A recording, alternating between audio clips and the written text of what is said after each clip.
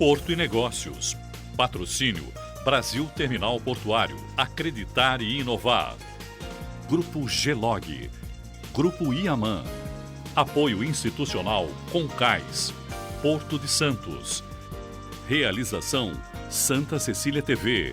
22 anos.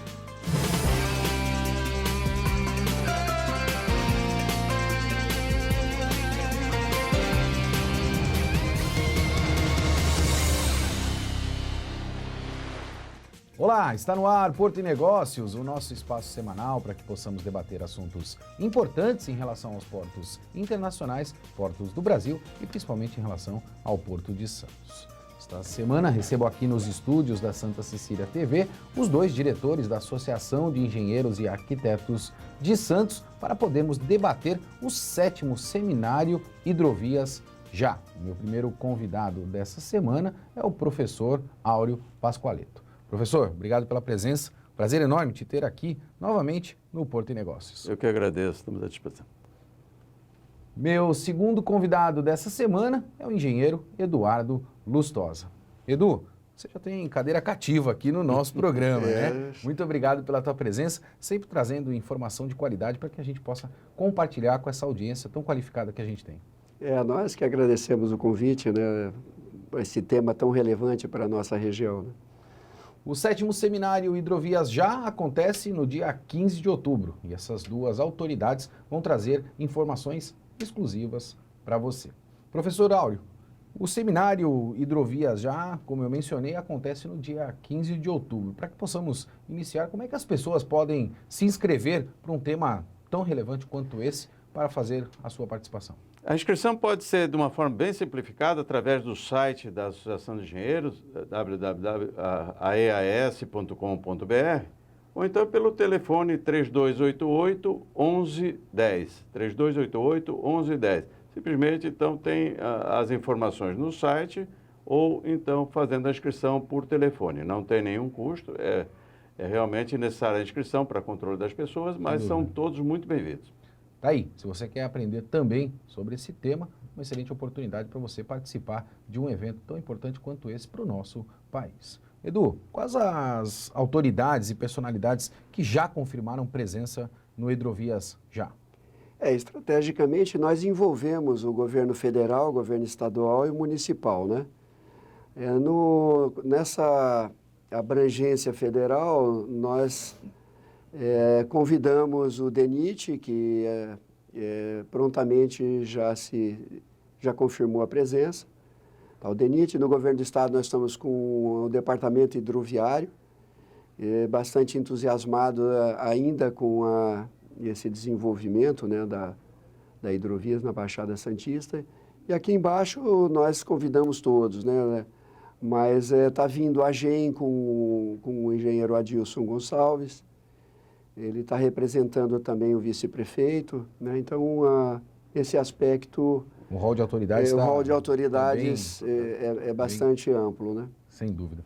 Quando a gente fala nesse tema hidrovias, a gente percebe que o governo federal já vem tratando de inúmeros temas relacionados à questão de infraestrutura. Haja vista que a gente tem uma demanda muito represada, né? A gente falou de ferrovia e eu acho que a bola da vez é a questão da hidrovia. Eu percebi que um dos painéis que serão debatidos é em relação à poligonal do Porto. Qual é a relação da poligonal, efetivamente, que vai ser debatida pelo presidente da Codesp, Casemiro Tércio, com essa relação da hidrovias? Vou começar por você, Eduardo. Na realidade, o governo federal, quando editou a portaria número 3,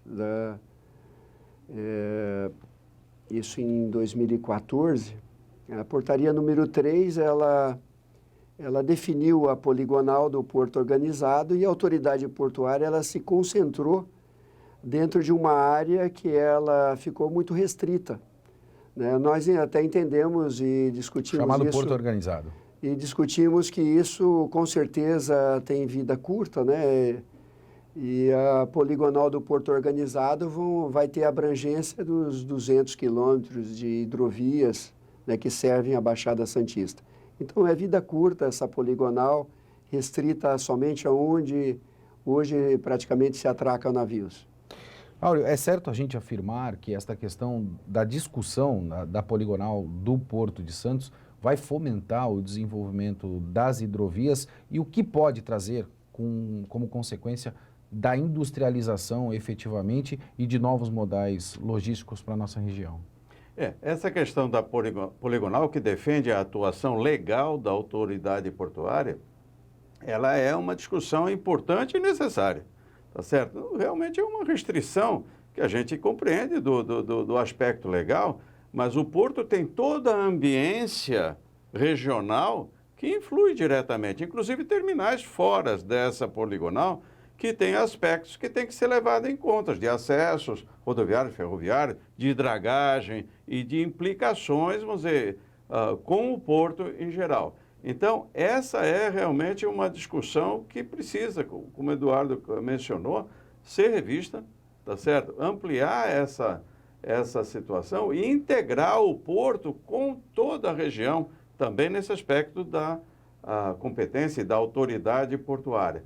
Já existe, é claro, uma interlocução entre os parceiros, mas é preciso que essa interlocução também tenha um status superior, tá certo, de equidade, vamos dizer, entre todos esses parceiros, para que a gente possa tirar o melhor resultado para o porto, tá certo, otimizando acessos. Essa questão da hidrovia, que é realmente assim muito importante em termos de possibilidades que traz para o porto. Só lembrando, né, o porto há muitos anos atrás tinha um transporte hidroviário significativo. Toda a produção de frutos, né, banana, vinha lá de Itanem, banana, barcaças, chegavam de barcaças e abasteciam os navios, tá certo? Isso hoje precisa ser retomado em termos modernos, em termos eficientes. Mas a gente fala em seguida disso aí também. A COSIPA, os funcionários iam de barco, iam de trem, e essa intermodalidade ela foi murchando e crescendo o transporte rodoviário, né, saturando. Eduardo, o Brasil, né, através do Mercosul, assinou mais recentemente um acordo com a União Europeia que vai fomentar efetivamente esse acordo entre os dois grandes blocos. Mas me parece que ainda falta uma perna da industrialização dentro do nosso estado de São Paulo. Estou trazendo aqui para a nossa região para que a gente não fale em país. Quando a gente não tem a industrialização, efetivamente a gente vira um grande corredor de exportação, que é o que o Porto de Santos vem fazendo nos últimos, vamos dizer, nas últimas décadas. A gente sabe que o André Orsini, que é CEO do Complexo Andaraguá, vai estar presente também em um desses painéis, o que pode contribuir nesta questão logística. Mas a gente ainda tem uma burocracia muito grande para a implementação de projetos como estes, né? O Complexo Andaraguá. Você acha que um projeto de hidrovias também vai sofrer essa questão da burocratização dentro do nosso país para que ele possa ser efetivamente implementado? Vamos sofrer, sim, com certeza. A legislação ambiental traz praticamente gravada, né, essa condição de mangue, restingas e floresta atlântica, né? E a nossa proposta no último hidrovia a nossa Carta Metropolitana de Comunhão Hidroviária, ela propõe um trabalho com o governo federal para que o condomínio industrial com o porto fluvial tem um reconhecimento de utilidade pública federal. Porque esses agravamentos, né, de áreas federais, ela só desagrava com o carimbo do governo federal. Sem dúvida. Então, nós vamos precisar que o Jair Bolsonaro, o nosso presidente, carimbe. Essa última carta, ela de alguma maneira reverberou dentro de Brasília? Ela teve uma repercussão para que a gente possa dar o encaminhamento necessário, Eduardo? Sim. Ela tomou um caminho, nós encaminhamos para que chegasse ao novo ministro do Meio Ambiente, né, e que se enxergue, isso não é um problema só no Porto de Santos, todos os portos no Brasil têm essa dificuldade de utilização de uma área ao lado, uma área contígua, né? E se enxergar os portos fluviais e essa industrialização no eixo hidroviário, isso é transformar o Brasil num país mais competitivo, né? Que vai poder vender melhor os seus produtos no mercado internacional.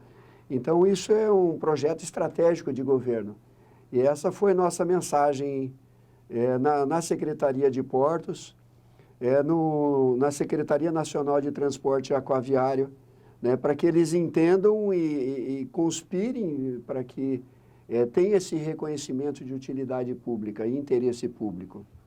Quero colocar um ponto aqui e quero pegar a opinião dos dois especialistas, né? O Brasil, a partir da década de 40, 50, tinha pressa para crescer. Nós precisávamos crescer de uma maneira ou de outra. Nós apostamos muito no modal rodoviário, né? Mais recentemente, a gente percebe que o governo federal teve a agenda do modal ferroviário, como eu mencionei, e a gente vem debatendo agora esta questão das hidrovias. E aí, como é que fica o modal rodoviário nesta questão toda, absolutamente falando? A gente vai ter, de alguma maneira, desemprego, Áureo?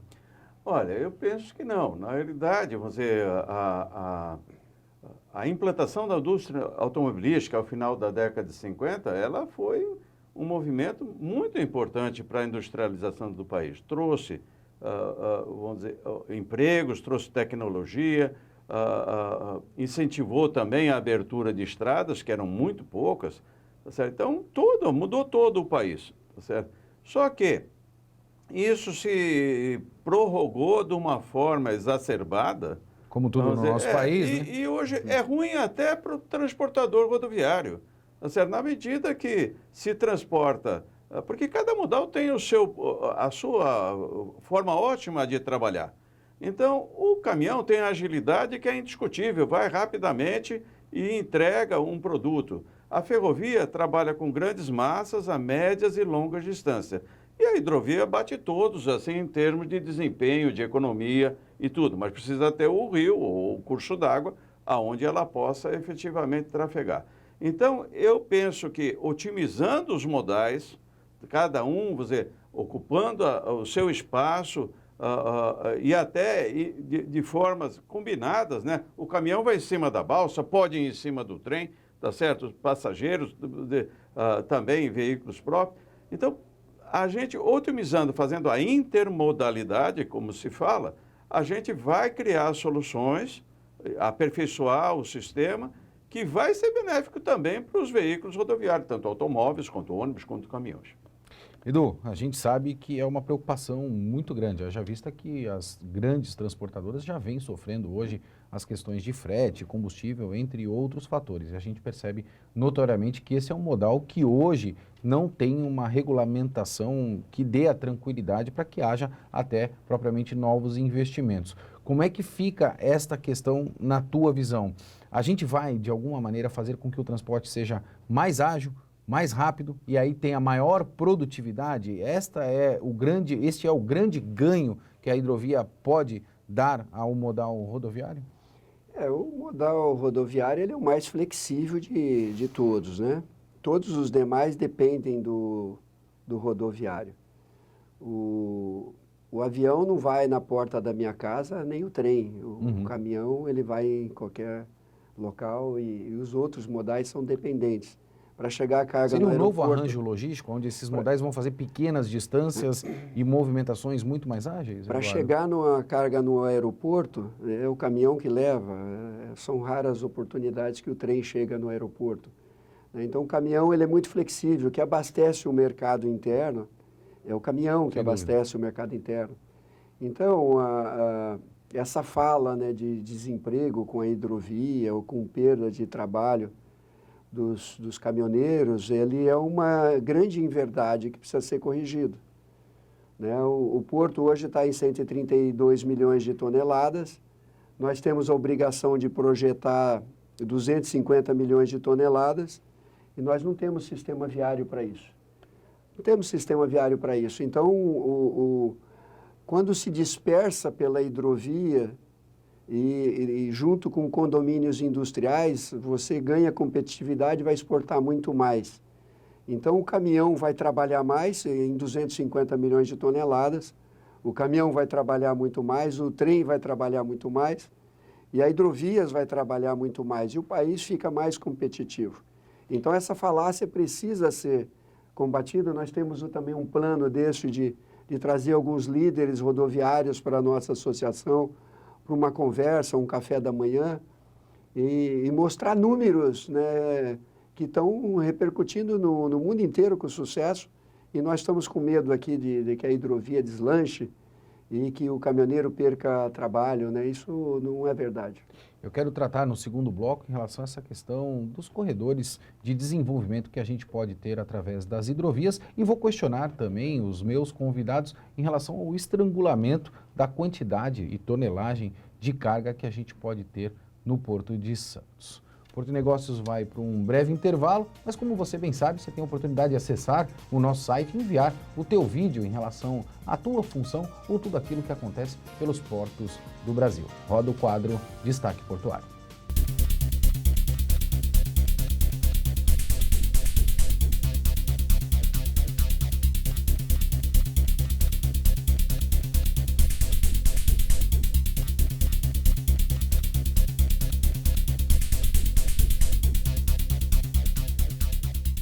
A movimentação de cargas pelo Porto de Santos em agosto alcançou mais de 12 milhões e 87 mil toneladas, resultando na terceira maior para o mês. E no total acumulado dos 8 primeiros meses do ano, chegou a 88 milhões e 415 toneladas. Houve alta nos embarques de milho em grãos e descargas de óleo diesel e gasóleo, que contribuíram para amenizar a queda no resultado geral. O apurado do mês de agosto ficou em 3,2% abaixo do verificado em igual período do ano passado. O porto registrou no acumulado até agosto um aumento de produtividade, medida pela quantidade de carga transportada em média por navio.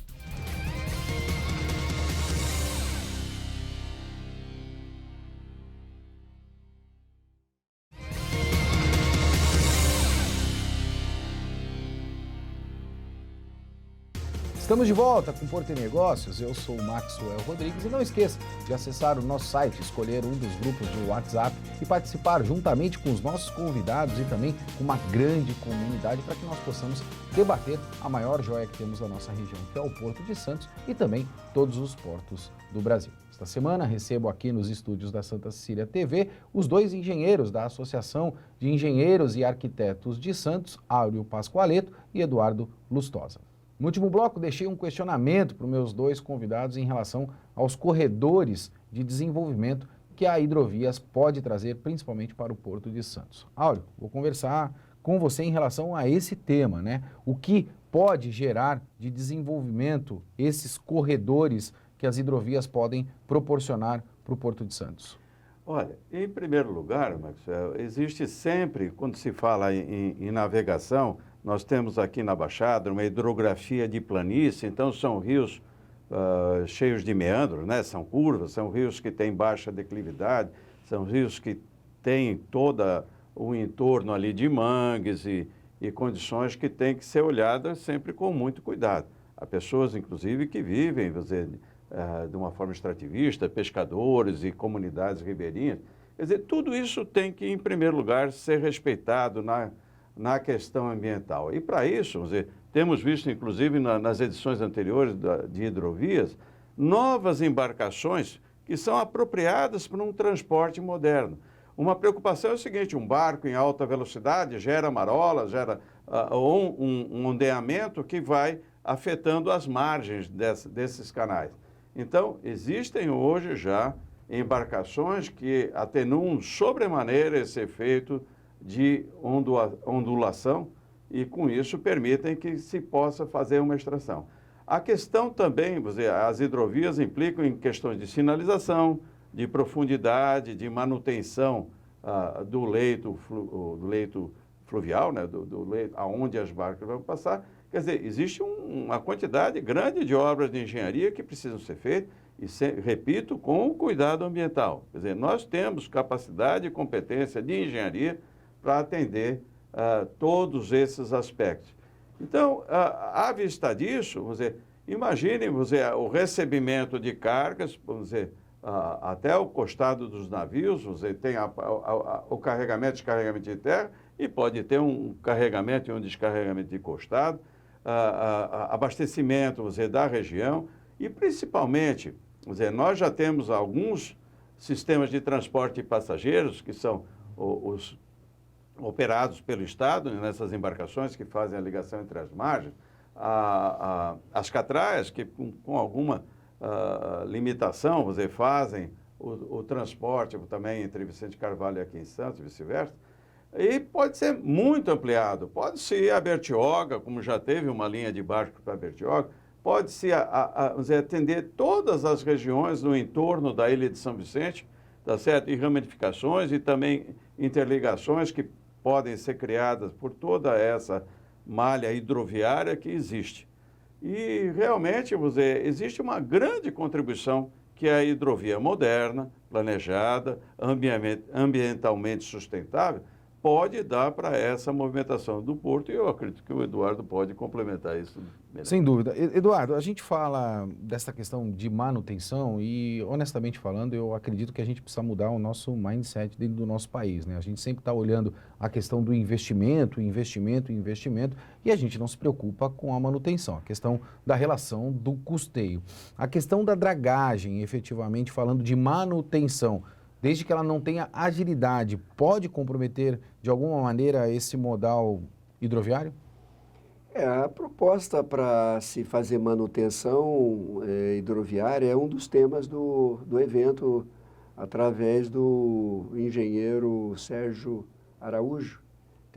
Trabalha na América do Sul todinha com manutenção de calado, né? Derrocamento de pedras, né, nas hidrovias brasileiras.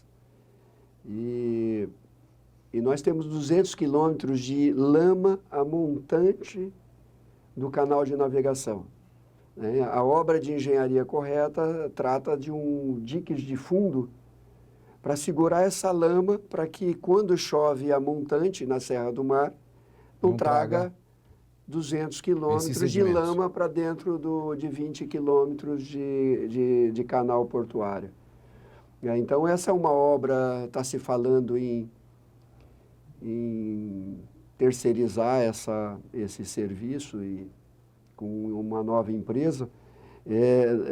Será inevitável que essa empresa construa esses diques de fundo e utilize dragas menores a montante para fazer a manutenção dos nossos rios, né, que vão precisar, porque nós identificamos no último evento, né, 21 portos fluviais com potencial industrial, servido por rodovias e ferrovias, ou seja, condomínios industriais com portos fluviais trimodais, né? Então fica muito confortável trazer indústrias aqui para a região metropolitana da Baixada Santista e baixar o custo de exportação, de importação. Então, isso vai ser inevitável no futuro. É um trabalho que nós estamos fazendo também, mas identificamos 23 portos fluviais, 23 regiões com potencial logístico para serem desenvolvidos. Poderiam ser beneficiados. E, evidentemente, esses canais terão que ser feito uma manutenção. Não se espera mais de 5 metros de profundidade para que nós tenhamos uma industrialização da região da Baixada Santista. Eu preciso fazer esse questionamento porque eu sei que quem está em casa está se questionando nesse momento, né? Professor Áureo, em condição normal de temperatura e calor, né? Vamos se imaginar em quanto tempo nós teríamos as hidrovias operando dentro do nosso país, do nosso Porto de Santos, perdão. Olha, é preciso dar o primeiro passo. Vamos dizer, o primeiro passo são esses estudos que já têm sido feitos aí ao longo de décadas, a identificação de obstáculos, pontes que tem no caminho também já está feita. Quer dizer, existem já um estudo de hidrografia, estudos ambientais, que já tem um material suficiente para que se passe para licenciamento e projetos. Então, eu acredito que num prazo de 5 anos, tá certo? Com um aporte de recursos, com uma intenção, com uma determinação, com um aporte, com uma ação efetiva, tá certo? Nós teríamos uma nova Baixada Santista. Tá certo? E realmente você trazendo emprego, gerando renda para a população, que é uma coisa realmente assim, nossa região tem uma demanda grande de recursos, e com isso melhorar a vida de toda a população. Se você quer saber mais sobre absolutamente tudo isso em relação a esta questão da hidrovias, está aí uma excelente oportunidade de você participar desta 7ª edição do Hidrovias Já. Quero agradecer muito a presença aqui do engenheiro Eduardo Lustosa por ter compartilhado informações com exclusividade para você. Edu, obrigado pela tua presença aqui, um prazer enorme sempre te ter aqui no Porto e Negócio, levando informação de qualidade para essa nossa audiência tão qualificada.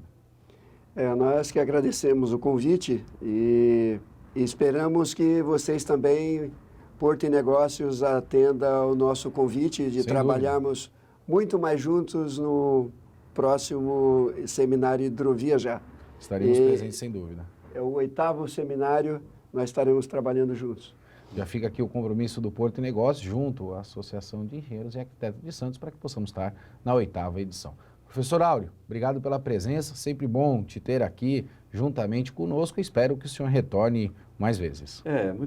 Realmente uma alegria muito grande trazer você a esse local assim, de grandes discussões, que é o programa Porto e Negócios, a experiência também da universidade, da comunidade acadêmica, dos laboratórios de pesquisa, da instituição, das engenharias, com toda essa contribuição que a academia pode fazer. É uma alegria muito grande e estaremos sempre à disposição. As portas do programa Porto e Negócios estão sempre abertas para a Associação de Engenheiros e Arquitetos de Santos.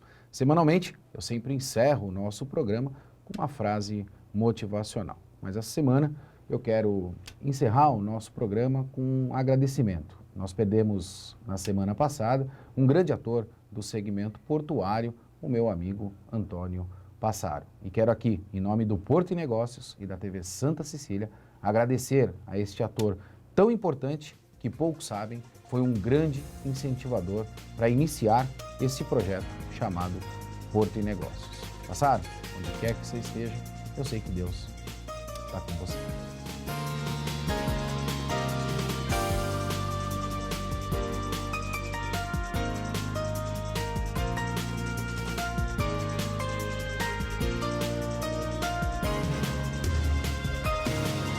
Porto e Negócios. Patrocínio Brasil Terminal Portuário. Acreditar e inovar. Grupo Gelog. Grupo Iaman. Apoio institucional Concais. Porto de Santos. Realização Santa Cecília TV. 22 anos.